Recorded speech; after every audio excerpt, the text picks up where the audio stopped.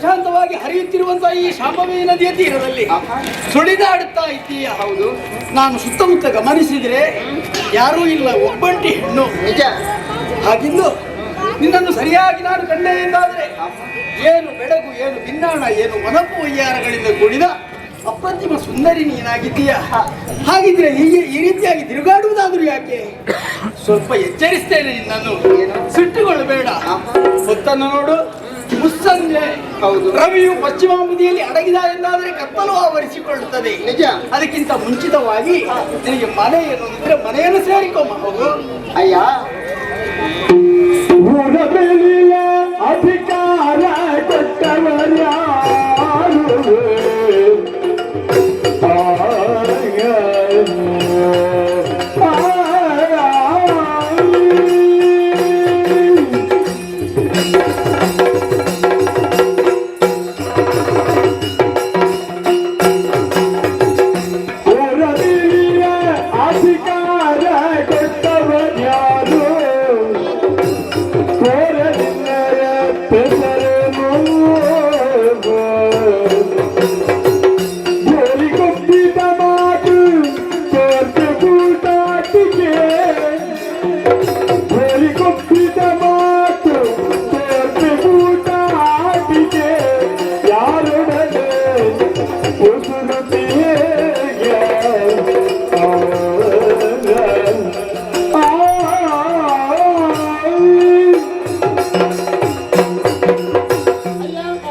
ಅಪರಿಚಿತ ವ್ಯಕ್ತಿಯೊಬ್ಬರನ್ನು ಕಂಡಾಗ ಪರಿಚಯ ಮಾಡಿಸಿಕೊಳ್ಳುವುದು ಬುದ್ಧಿವಂತರ ಲಕ್ಷಣವೇ ಸರಿ. ಹೌದು, ಹಾಗಂತೇಳಿ ನೀನೇನು ಬುದ್ಧಿವಂತನೋ ಸಂಶಯ ಮೂಡ್ತಾ ಉಂಟು. ಯಾಕಂತ ಹೇಳಿದ್ರೆ ಶಾಂಭವಿ ನದಿ ತೀರದಲ್ಲಿ ನನ್ನಷ್ಟಿಗೆ ನಾನು ತಿರುಗಾಡ್ತಿರಂತ ವೇಳೆ ಒಮ್ಮಿಂದ ಮೇಲೆ ತಡೆದು ನಿಲ್ಲಿಸಿ ಪ್ರಶ್ನೆಯನ್ನು ಮಾಡ್ತಾ ಇದ್ದೀಯಲ್ಲ. ಪ್ರಶ್ನೆ ಮಾಡ್ಬೇಕಾದ್ರೆ ಒಂದು ಅಧಿಕಾರ ಅಂತ ಬೇಕು. ಊರ ಮೇಲಿನ ಅಧಿಕಾರ ಕೊಟ್ಟವರು ಯಾರು? ಪೋರ ನಿನ್ನ ಹೆಸರೇನಂತೆ ಇಲ್ಲ ಹೇಳ್ತೇನೆ ಕೇಳು.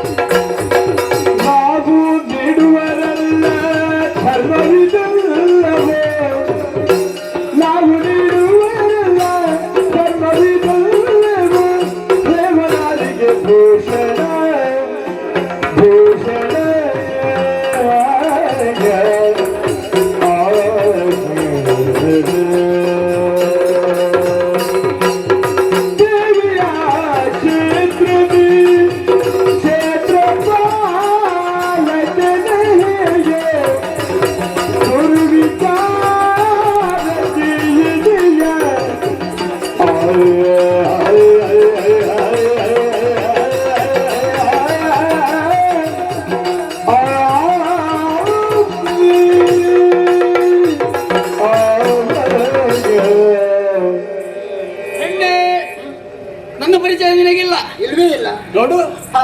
ದೂರಕ್ಕೆ ಕಣ್ಣು ಹಾಯಿಸಿ ನೋಡಿದೆ ಎಂದಾದರೆ ಒಂದು ಹೊಂಬೆಳಕು ಕಾಣ್ತಾ ಇದೆ. ಹೌದು. ಸಾಮಾನ್ಯವಾದಂತಹ ಪ್ರದೇಶವಲ್ಲ ಇದು. ಮತ್ತೆ ಮೂಲಿಕಾಪುರದ 9 ಮಾಗಡಿಗೆ ಸೀಮಿತವಾದಂತಹ ಹಾ.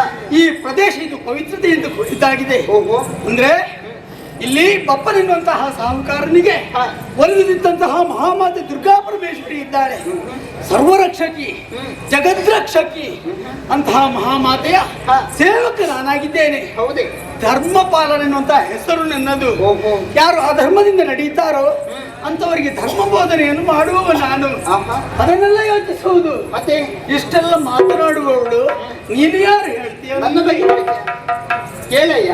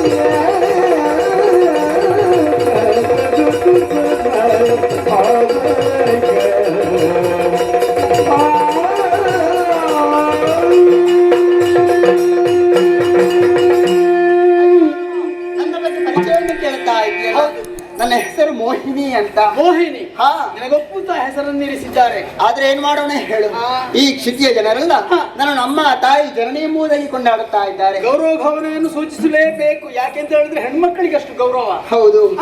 ನಾನು ಸಹ ಹೇಗೆ ಅವರನ್ನು ಮಕ್ಕಳಂತಲೇ ಕಾಣ್ತಾ ಇದ್ದೇನೆ. ಹೌದೇ? ಹಾ. ಹೀಗಿರುವಾಗ ನೀನು ಕೂಡ ನನ್ನ ಮಗನಿಗೆ ಸಮಾನ. ನೀನು ನನ್ನ ತಾಯಿ ಅಂತ ಒಪ್ಪಿಕೋ. ಅಷ್ಟು ಮಾತ್ರವಲ್ಲ, ಮತ್ತೆ ತಾಯಿ ಅಂತ ಒಪ್ಪುವುದು ಮಾತ್ರವಲ್ಲ, ತಾಯಿಯಲ್ಲಿ ಪ್ರಶ್ನೆ ಮಾಡಿದ್ಯಲ್ಲ, ತಾಯಿಯಲ್ಲಿ ಅಧಿಕಾರವನ್ನು ಚಲಾಯಿಸಿದ್ಯಲ್ಲ, ಅದೆಲ್ಲ ನಿನ್ನ ತಪ್ಪು.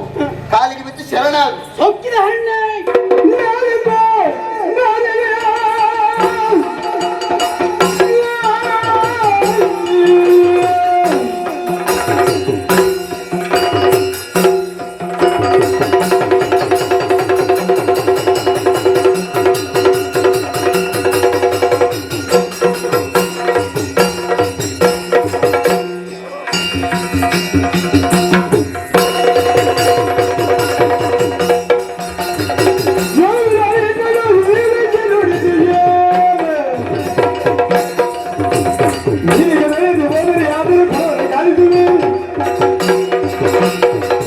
ಸರ್ಪದ ಗಡಿಗಳನ್ನು ಆಡ್ತಿದ್ದೀಯಾನೆ.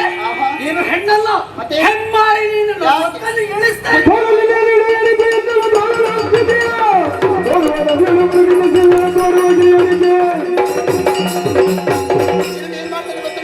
ಕಾಣ್ತಿರೋ ಒಂದು ಶಾಂಭವಿ ನದಿಗೆ 10 ಸಲ ಮುಳುಗಿಸಿ ಗಿರಿ ಅಂತ ಬಿಸಾಡಿ. ಇನ್ನೊಂದು ಹಾಕಿ ಬಿಸಾಡ್ತಾ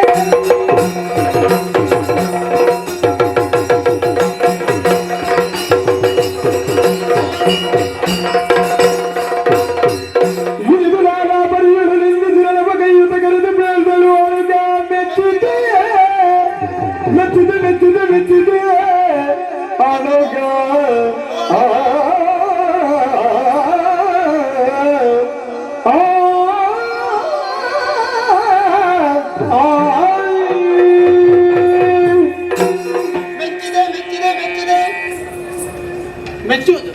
ಯಾವ್ದಕ್ಕೆ ನೀನು ಮೆಚ್ಚುವುದ? ನಿನ್ನ ಪರಾಕ್ರಮವನ್ನು ನೋಡಿ. ನನ್ನ ಪರಾಕ್ರಮ ನೀನು ಮೆಚ್ಚಿ ನಿನ್ನ ಹೊಗಳಿಕೆಯಿಂದ ನಾನೇನು ದೊಡ್ಡದಾಗುವುದಕ್ಕಿಲ್ಲ. ಆದ್ರೆ ಏನ್ ಮಾಡೋಣ ಹೇಳು. ಇಲ್ಲಿ ಗೆದ್ದವಳು ನಾನು, ಸೋತವಳು ನೀನು. ಪ್ರಜ್ಞೆ ಉಂಟ ನಿನಗೆ? ಯಾಕೆ? ನಾನು ಗೆದ್ದವ, ಪೆಟ್ಟು ತಿಂದವಳು ನೀನು. ಓಹ್, ಈಗ ನಾನು ಸೋತದ್ದ? ಹಾಗಾದ್ರೆ ಗೆದ್ದವರಿಗೆ ಏನಾದ್ರೂ ಬಹುಮಾನವಾಗಿ ಕೊಡ್ಬೇಕಲ್ಲ.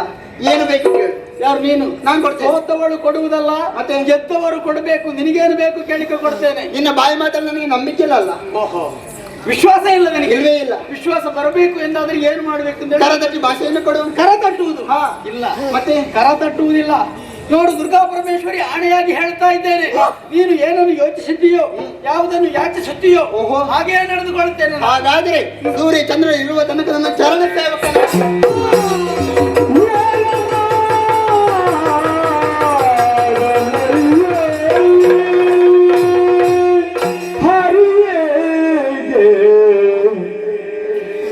ಮನವಳಿಗೆ ದಾಸ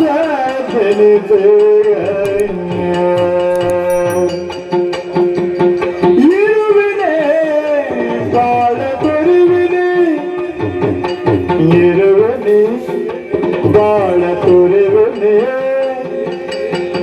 ದೇವಾನಂದ ಹೆಮ್ಮೆಯಿಂದ ಆವಿರೋಧಿಯೊಡನೆ ನುಡಿದುದು. ದೇವನೆಂಬ ಹೆಮ್ಮೆಯಿಂದ ಆವಿರೋಧಿಯೊಡನೆ ನುಡಿದು ಭಾಷವೇ ಅಪಹಾಸವೇ, ಭಾಷವೇ ಅಪಹಾಸವೇ. ಅಮ್ಮ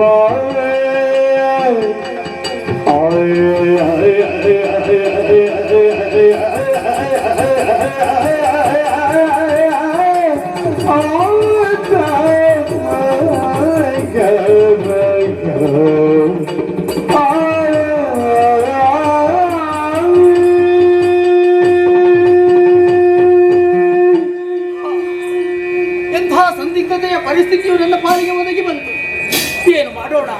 ಶಾಂಭವಿ ನದಿಯ ತೀರದಲ್ಲಿ ಸುಳಿದಾಡುತ್ತಿದ್ದಂತಹ ಈ ಯಕಶ್ಚಿತ್ ನಾರಿಯನ್ನು ನಾನು ಪ್ರಶ್ನಿಸಿದೆ, ಎಚ್ಚರಿಸಿದೆ ಎಂದಾದರೆ ಅವಳ ಬಾಯಿ ಮಾತಿಗೆ ನಾನು ಕಟ್ಟು ಬಿದ್ದೆನಲ್ಲ.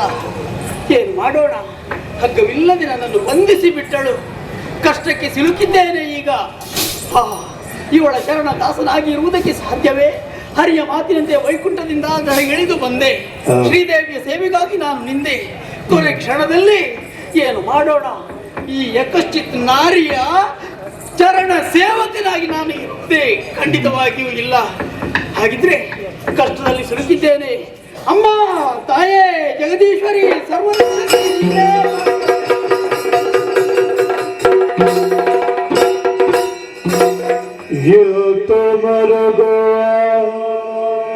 ಧರ್ಮ ಪಾಲನ ಮುಲ್ತೆ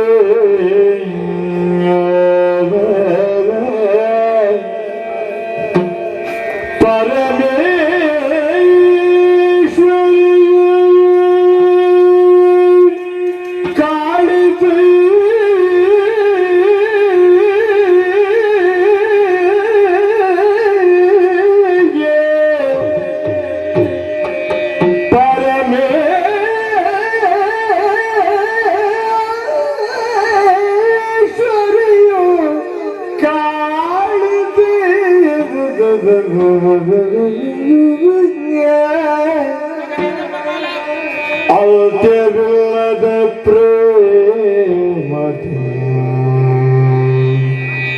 ತೆಗೆದೆತ್ತಿ ಮೈದಡವೆ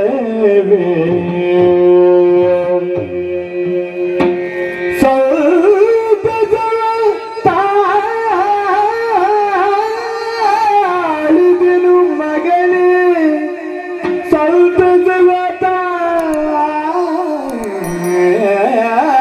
ಆಳಿದೆನು ಮಗನೇ ಎಲ್ತು ದುಃಖಿ ನಿಲ್ಲ ಪರಿಕಿಸಲೆಲ್ತು ಗೈದೆನು ಸೇರಿಸದಿರು ಬಾರಲೂತ ಎಲ್ತು ಮರುಗುವದಮ್ಮ ಪಾಲನಂತೆ ಪರಮೇಶ್ವರಿಯು ಕಾಡಿಸೆ ಧರ್ಮ ಪಾಲನ ನುತಿಗೆಯುತ್ತ ಜಗನ್ಮಾತಾ ಜಗಜ್ಜನನಿ ಜಯ ಜಗದಂಬೆ ದೇವಿ ಭವಾನಿ ಜಗನ್ಮಾತಾ ಜಗಜ್ಜನನಿ ಜಯ ಜಗದಂಬೆ ದೇವಿ ಭವಾನಿ ಜಗನ್ಮಾತಾ ಜಗಜ್ಜನನಿ ಜಗನ್ಮಾತಾ ಜಗಜ್ಜನನಿ ಜಗನ್ಮಾತಾ ಜಗಜ್ಜನನಿ ಜಯ ಜಗದಂಬೆ ದೇವಿ ಭವಾನಿ ಜಗನ್ಮಾತಾ ಜಗಜ್ಜನನಿ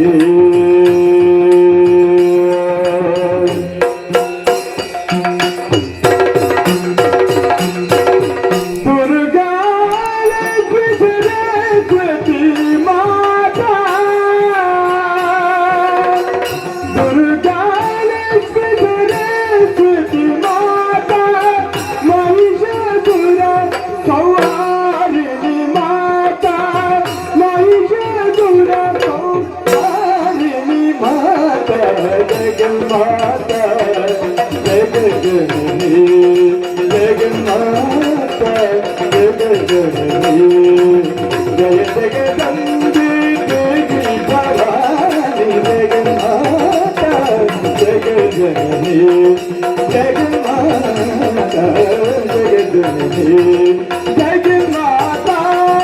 जगज्जननी जगन्माता जगज्जननी जगन्माता जगज्जननी जगन्माता जगज्जननी जगन्माता जगज्जननी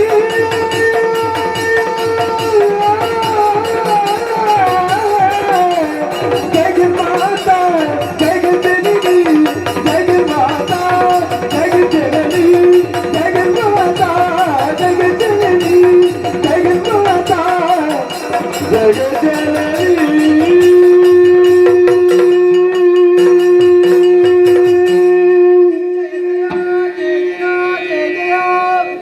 नमस्ते शरण्ये शिवे स्वानुकंपे नमस्ते जगद्व्यापिके विश्वरूपे नमस्ते जगदादिवंद्ये पादारविंदे नमस्ते जगತ್ತಾರಿಣಿ ತ್ರಾಹಿ ದುರ್ಗೆ ಮಗನೇ ಧರ್ಮಪಾಲ ಜನನಿ ಅನನ್ಯ ಭಕ್ತಿಯಿಂದ ನನ್ನನ್ನೇ ಅರ್ಚಿಸಿ ಆರಾಧಿಸಿ ಪ್ರಸನ್ನೀಕರಿಸಿಕೊಂಡವನಿದ್ದೀಯ. ಹೌದಮ್ಮ.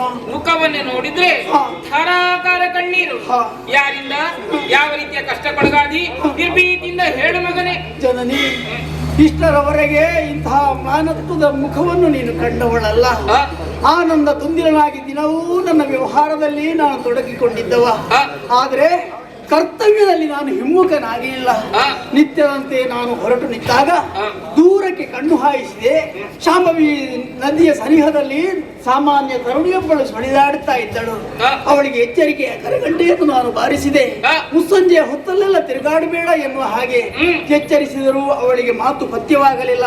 ಕೊನೆ ಕ್ಷಣಕ್ಕೆ ನನ್ನಿಂದ ಸೋತಂತಹ ಅವಳ ಬಾಯಿ ಮಾತಿಗೆ ನಾನು ಕಟ್ಟು ಬಿದ್ದೆನಮ್ಮ. ನನ್ನನ್ನು ಬಂಧಿಸಿದ್ದಾಳೆ ಹಗ್ಗವಿಲ್ಲದೆ ಈಗ. ಮಗನೇ ಧರ್ಮಪಾಲ, ವಿಲಾಸಿನಿಯ ಮಾತಿಗೆ ಕಟ್ಟು ಬಿದ್ದು ಪರಿತಪ್ಪಿಸುತ್ತಾ ಇದ್ಯಾ ಕಂದ. ಮರುಗದಿರು, ಅಳದಿರು, ದುಃಖಿಸದಿರು. ಕೆಲ ಹೊತ್ತು ಶಾಂಭವಿ ನದಿ ತೀರದಲ್ಲಿ ವಿಲಾಸಿನಿಯಾಗಿ ಕಾಣಿಸಿಕೊಂಡವಳೆ ನಿನ್ನ ಆರಾಧ್ಯ ಮೂರ್ತಿಯಾದಂತ ನಾನೇ ಮಗನೇ. ಅಮ್ಮ, ನೀನು ಏನು ತಾಯಿ, ನೀನು ಅಂತಹ ಸಾಮಾನ್ಯ ನಾರಿಯ ರೂಪವನ್ನು ತಳೆದೆಯ? ಕಾರಣ ಉಂಟು ಮಗನೇ. ಯಾಕಮ್ಮ? ನಿನ್ನ ಶಕ್ತಿಯೇನು, ಭಕ್ತಿಯೇನು, ಕರ್ತವ್ಯ ನಿಷ್ಠೆಯೇನು ಎನ್ನುವುದನ್ನು ಪರೀಕ್ಷೆ ಮಾಡುವುದಕ್ಕಾಗಿ ವಿಲಾಸಿ ರೂಪದಲ್ಲಿ ಬಂದೆ. ನಾ ಕೈದ ಪರೀಕ್ಷೆಯಲ್ಲಿ ತೇರ್ಗಡೆಯನ್ನು ಹೊಂದಿದ್ದೀಯ. ಅಮ್ಮ, ಹಾಗೆ ನೀನು ಮಾಡಿದ್ದು ಪರೀಕ್ಷೆಯೇ. ಧನ್ಯನಾದೆ ತಾಯಿ. ಆಕಾಶತ್ ಪತಿತಾತೋಯಂ ಯಥಾ ಗಚ್ಚತಿ ಸಾಗರ. ಆಕಾಶದಲ್ಲಿ ಘನೀಕೃತಗೊಂಡಂತಹ ಮೋಡವು ಸೂರ್ಯನ ಶಾಖಕ್ಕೆ ಬಿಸಿಯಾಗಿ ಮಳೆಯಾಗಿ ಎಳೆಯನ್ನು ಕ್ರಮಿಸಿ ಆ ಬಳಿಕ ಸಾಗರವನ್ನು ಸೇರುತ್ತದೆ ಅಂತೆ. ಸಾಗರದಲ್ಲಿದ್ದಂತಹ ಆ ನೀರು ಸೂರ್ಯನ ಶಾಖಕ್ಕೆ ಆವಿಯಾಗಿ ಪುನರಪಿ ಮೋಡವಾಗುತ್ತದೆ ಅಂತೆ. ಅಮ್ಮ, ವೈಕುಂಠದಲ್ಲಿ ನಾನಿದ್ದೆ, ಧರೆಗೆ ನಿನ್ನ ಸೇವೆಗಾಗಿ ಬಂದೆ.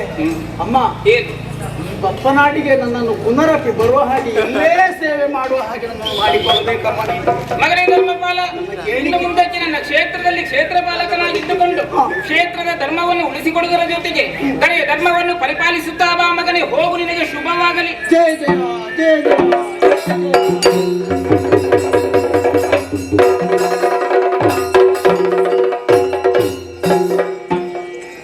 ನಡುಗಡಲ ಮೊಗ ಮಾಡಿ ಮೂಲಿಕೆಯ ನಾಡಿನಲ್ಲಿ ನೆಲೆ ನಿಂತಹ ಮಹಾಮಾತೆ ದುರ್ಗಾ ಪರಮೇಶ್ವರಿಯ ಈ ಪುಣ್ಯ ಕಥಾನಕವನ್ನು ಯಾರು ಆಡಿದ್ರೋ, ಯಾರು ಆಡಿಸಿದ್ರೋ, ಯಾರು ಕಣ್ತುಂಬಿ ನೋಡಿದ್ರೋ ಅವರಿಗೆ ನಾವು ನಂಬಿಕೊಂಡು ಬಂದಂತಹ ದುರ್ಗಾ ಪರಮೇಶ್ವರಿಯ ಮನು ಮಹಾಗಣಪತಿಯು ಕ್ಷೇತ್ರಪಾಲನು ಹಾಗೆ ದೇವರು ಆಯುಷ್ಯ ಆರೋಗ್ಯ ಸಕಲ ಸೌಭಾಗ್ಯವನ್ನು ಕರುಣಿಸಲಿ ಎಂಬ ಹಾಗೆ ದೇವರಲ್ಲಿ ಬಿಡುತ್ತಾ ಪುಣ್ಯಪ್ರದವಾದ ಕಥಾನಕಕ್ಕೆ ಮಂಗಳ ಗೀತೆಯನ್ನು ಹಾಡುವರೆ ಸಭ್ಯ ಸಭಿಕರಿಂದಲೂ ಭಾಗವತರಿಂದಲೂ